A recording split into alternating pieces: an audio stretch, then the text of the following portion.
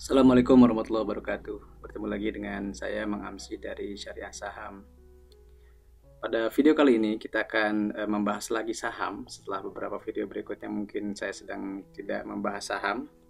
Nah, karena kebetulan di hari kemarin ada salah satu saham yang sering saya bahas, itu sudah merilis laporan keuangan tahunan plus laporan tahunannya juga. Jadi bagi saya sebagai seorang investor saham, laporan tahunan itu sangat penting karena itu bisa melihat kinerja dari perusahaan yang kita beli, yang kita koleksi dari sisi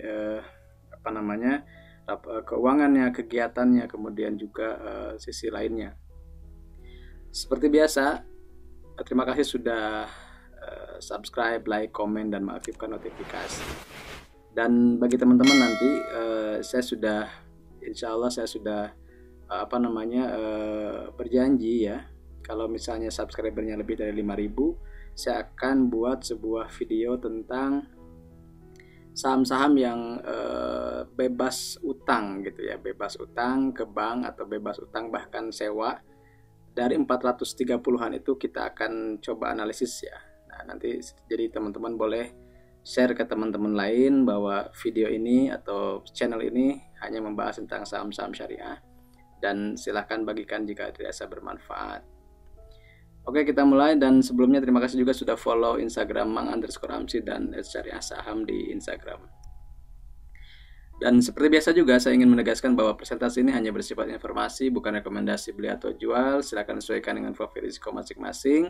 Jika rugi adalah sebuah risiko dan jika untung adalah rezeki, dan silahkan berbagi dengan sesama juga dengan infak, sedekah atau zakatnya.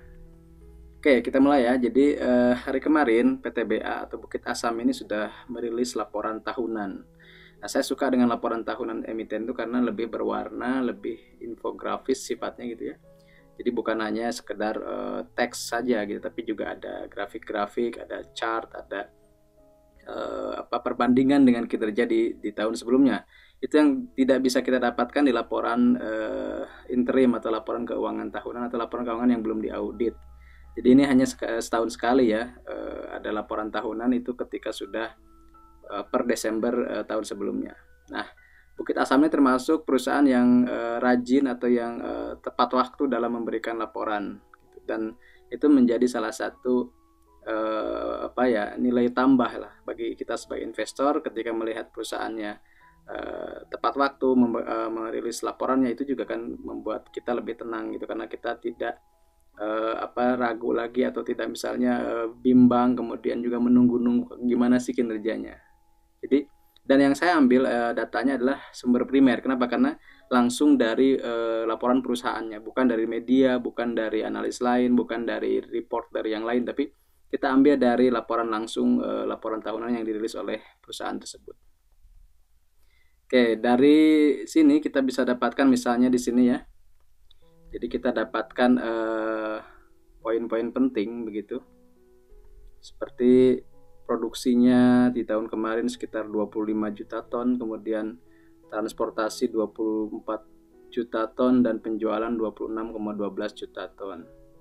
Dari sisi dari sisi operasional ya, operasional perusahaannya memang ini berarti berkaitan benar dengan batu bara begitu ya. Karena ada perusahaan batu bara yang justru tambangnya lain gitu. Kalau ini namanya batu bara dan juga produksinya di batu bara dominannya seperti itu. Untuk keuangan kita cek di sini ada 17,3 triliun rupiah, laba bersihnya 2,4, dan total asetnya 24 triliun.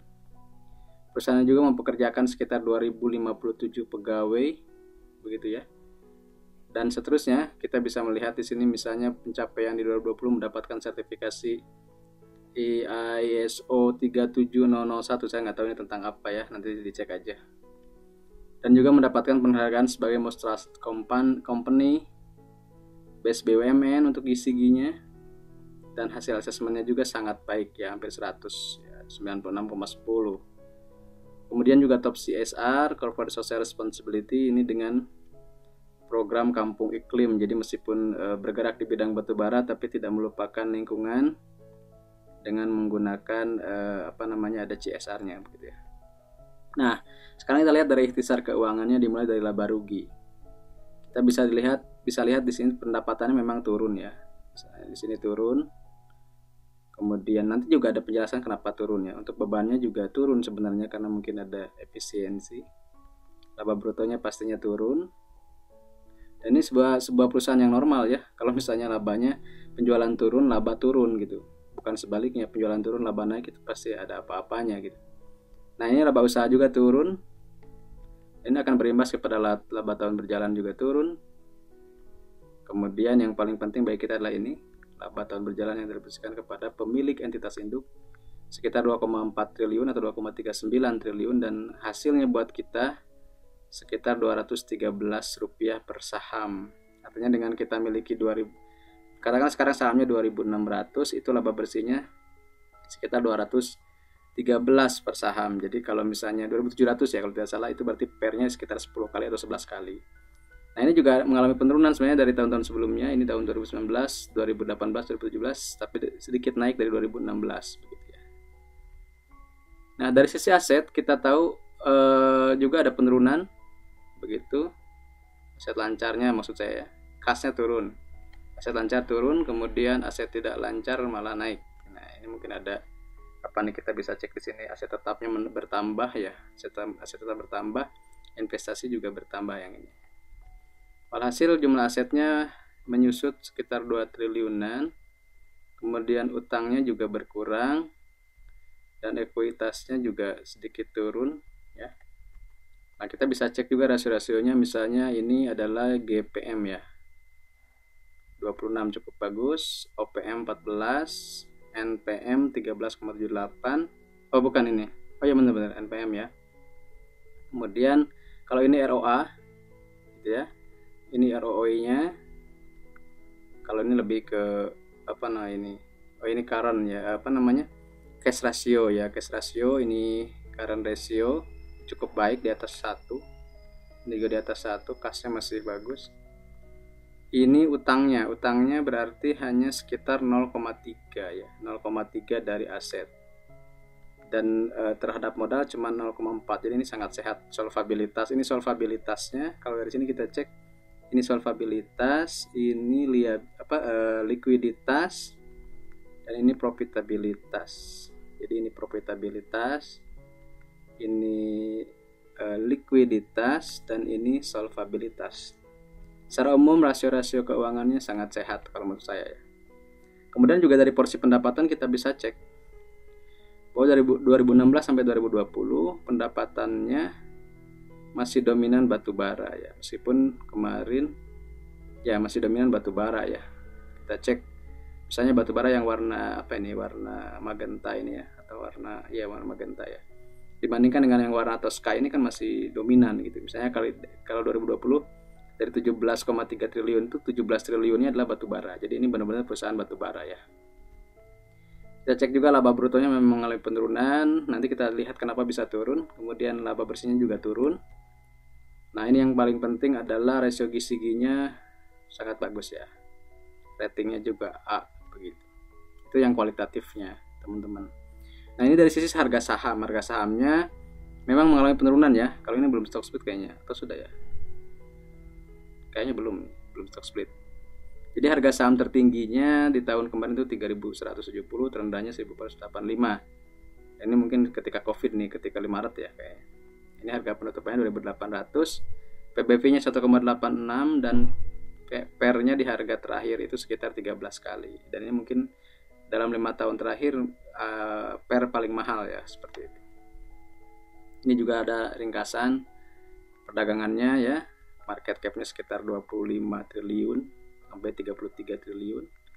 Kemudian juga di sini kita cek bisa harga terendahnya di tahun ini ya, 1.485, dan harga tertingginya di sini nih, di kuartal keempat ya. Jadi harga terendahnya di kuartal pertama, harga tertingginya di kuartal keempat. Ini juga bisa menjadi acuan nanti ya. Di tahun sebelumnya harga terendahnya ada di triwulan keempat, kemudian harga tertingginya ada di sebaliknya ini di kuartal pertama gitu. Ini bisa kita cek juga. Ini yang warna merah ini adalah harga per lembar saham PTBA, yang biru ini volumenya. Jadi volumenya sangat meledak di sini, dan terendahnya mungkin di awal-awal ya, di awal-awal tahun di sini nih. seperti itu. Ini juga ada perbandingannya, misalnya dari tahun ke tahun ya, seperti ini. Udah dijelaskan yang ini. Nah, ini sekarang kita baca dari laporan direksinya. Jadi teman-teman di laporan tahunan ini bisa tahu kenapa sih satu perusahaan tersebut mengalami penurunan, atau kenapa misalnya mendapatkan pertumbuhan. Itu bisa cek di sini.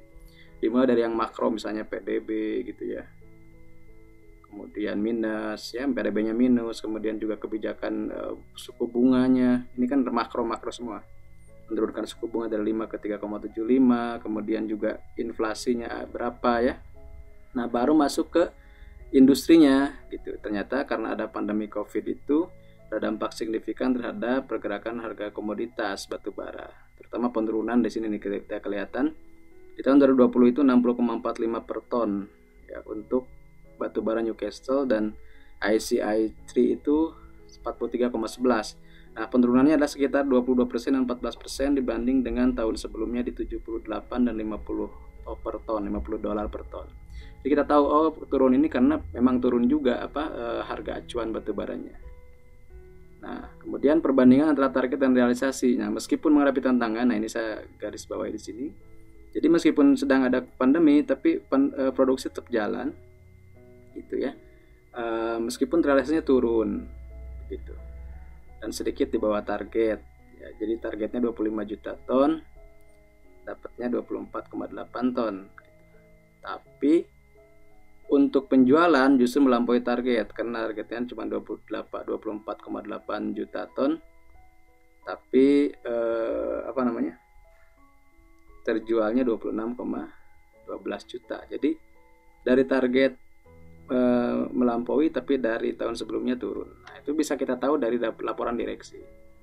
Nah, juga kita bisa tahu PTBA ini bergeraknya di domestik atau di luar negeri. Ternyata kebanyakannya 54% di domestik dan 46% untuk ekspor, begitu ya. Jadi ini juga ada komitmen untuk memenuhi kebutuhan batubara domestik karena untuk tenaga listrik gitu. Ya. Jadi di sini juga dijelaskan pendapatannya 17 triliun, laba bersihnya 2,39. Ini EBITDA itu earning before interest, tax, depreciation, amortization. Artinya laba sebelum pajak, sebelum bunga, pajak, depresiasi, dan amortisasi, itu juga 4,4 triliun. Total asetnya disebutkan juga ya, penurunannya berapa persen. Jadi lengkap di sini. Nah, kemudian bagaimana estimasi atau misalnya proyeksi di tahun ini, kita bisa cek juga di sini. Ya, tadi mengambil data dari APBI, misalnya kebutuhan batubara domestik berapa, kenaikannya berapa persen, kemudian juga dibanding tahun kemarin ya, kemudian juga misalnya harganya mengalami kenaikan. Nah, maka PTBA optimis. Nah, ini yang paling penting, ini target penjualannya 29,52 juta ton, produksinya penjualannya 30,72 juta ton ya. Kemudian juga menganggarkan belanja modalnya 3,84 triliun, naik dari 2,8 triliun. Nah, yang ditunggu-tunggu oleh investor adalah berapa sih dividennya. Nah, saya membuat sebuah asumsi membandingkan 5 tahun terakhir. Jadi sekarang kan laba bersihnya sekitar 2,4 triliun ya. Ini memang turun dari banding tahun-tahun sebelumnya, kecuali dari tahun 2016 dan 2015. Kemudian persentase laba bersih yang digunakan dividen ini dalam 3 tahun terakhir trennya memang naik dan besar ya. Kalau dirata-ratakan ini sekitar 80%-an. Kalau yang sebelumnya memang masih kecil, 30%. Nah, ini kan belum nih, karena belum ada RUPS. Saya juga karena saya punya saham batubara sedikit begitu, PTBA ini, dan saya sudah punya panggilan untuk dapat RUPS, untuk ikut RUPS-nya. Nah, kita bisa cek ya tahun-tahun sebelumnya berapa misalnya dividen per sahamnya. Nah, sekarang kita bisa asumsikan di sini. Jika dividen payout PTBA rata-rata 81%, kemudian maka asumsi dividen tahun ini diambil dari 200 berapa tadi, 31 ya. Kita cek ke belakang dulu ya. Kita cek dari laba bersih per saham. Nah, 213 ya, 213. Nanti mohon dikoreksi juga ya kalau salah teman-teman. Pokoknya tinggal dikalikan aja ya, 213 dikali 81%. Berarti hasilnya sekitar 173 ya, atau nanti kita cek dulu ya. Ini takutnya saya keliru ngetiknya hitungnya tadi karena buat kontennya sedikit cepat begitu. 81 dikali 213. Ya, benar, 173 per lembar saham. Dengan asumsi harga di kisaran sekarang 2.600 misalnya, atau nanti mungkin bahkan udah naik ke 3.000 ya, karena optimisme begitu. Nah, maka yang kita bisa lihat adalah berapa yieldnya ya. Nah, yield dividennya gampang, 173 dibagi 2.600 maka kisarannya sekitar ini, 6,2 sampai 67%. Ini masih tergolong cukup besar karena dengan deposito yang sekitar 3,5 sampai 4%, ini sudah hampir 2 kali lipat deposito. Jadi PTBA memang sering direkomendasikan oleh investor karena memiliki dividen yield yang besar dibanding perusahaan-perusahaan lain. Tapi sekali lagi ini disclaimer on, teman-teman perlu pelajari lagi apakah potensi dan prospek dari PTBA ini masih bagus untuk investasi ya. Kalau dari sisi investasi sih memang cadangan batubaranya kan masih lama ya, masih bisa dipakai sekitar 100 tahun lebih.